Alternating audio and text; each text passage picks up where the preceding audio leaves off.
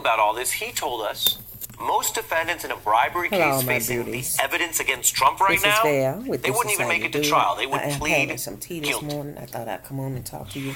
I doubt that this is a case that would really go to trial. When confronted with all the evidence, a reasonable defendant would likely take a plea.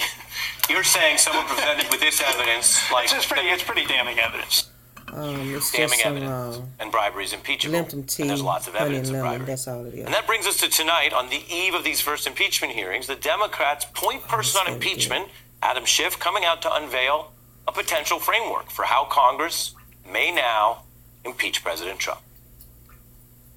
First of all, as the founders understood bribery, it was not as we understand it in law today. It was much broader. It connoted the breach of the public trust in a way where you're offering official acts for some personal or political reason, not in the nation's interest. That is from Chairman Schiff's new NPR interview, which is making new headlines about Democrats right here. Potentially impeachable offenses include bribery against Trump. Why is Schiff saying this now, heading into the first hearing?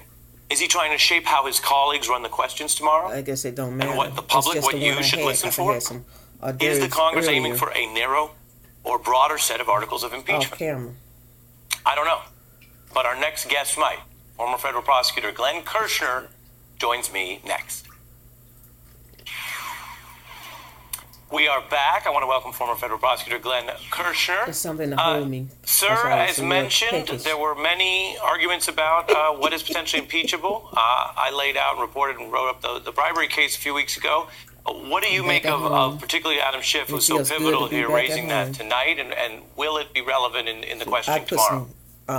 Yeah, Ari, you were right 3 weeks ago, and you're right tonight about focusing on bribery. And let me do this. Let me just tweak the facts a little bit to try to make it crystal clear why what President Trump did is in fact bribery, and then we'll come back to the actual facts and talk about those. Let's assume that this $400 million, nearly $400 million that Congress had appropriated, that was supposed to go to Ukraine to help protect against Russian aggression.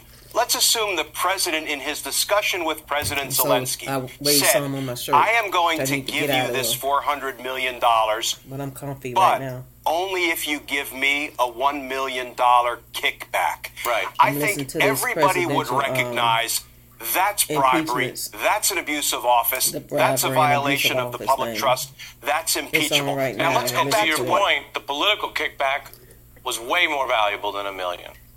Exactly, and that's where I want to go, because everybody would say, under that hypothetical, oh my goodness, that's an impeachable offense. Let's talk about what the president actually did. He said, I will give you these $400 million, but only if you essentially stand in front of a camera and announce a criminal investigation into my political opponent. Let's think about how much more valuable than $1 million that is to President Trump. First of all, he wants to be reelected in the worst way for a couple of reasons. One, I think he wants to keep having all of that emoluments clause cheese rolling in, courtesy of him exploiting his properties.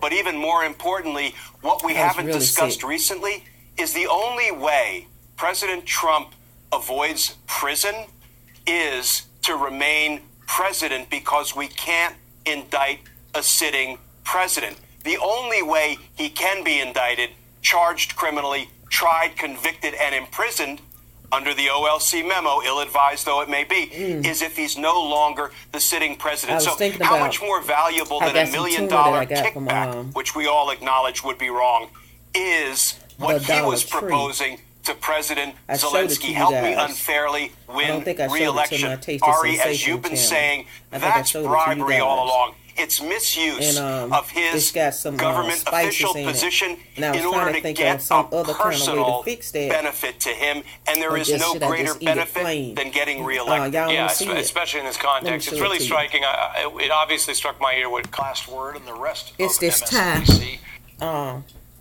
Bumblebee time. In 2008, at Anderson Air Force Base in Guam, I got two of There these. was a military training flight that went bad. And we've got some footage of it. This is, you can see it's a sort of strange looking plane. This is a B-2 bomber, I don't stealth know, bomber. Just put it in a bowl. And this one, you see it goes down the runway and it takes off, and all is well with that initial plane, that initial takeoff. That's sort of what it's supposed to look like. But then immediately thereafter, there's a second B-2 bomber that's going to be taking part in the same training exercise. The second bomber follows, makes its way down the runway, starts off fine, but then as soon as it gets airborne, you can tell, even if you don't know anything about airplanes, you can tell, having seen the previous plane take off normally, that and with what the I really second wanted one, to see the takeoff trajectory seems wrong, and the plane if I played pulls a up, video and clearly a wrong angle, or did a video and of the pilot on camera, tries to correct, and there was but the plane starts to come something back playing down, in the background, and I was listening to ultimately it, the plane which y'all drags know its it. wing, and you But see I'm telling you right explode. now, the whole time this video been on. B-2 bomber. The B-2 has a crew of just two people. These are big planes, but they just have two crew members. Incredibly, in the case of this crash, this fireball, both of the crew members on board that B-2 survived. Right now, I'm finna mash a button and look at that video. I want to see if anything interrupt with filming. The two crew members of that plane were able to eject out of the plane. So thankfully, they got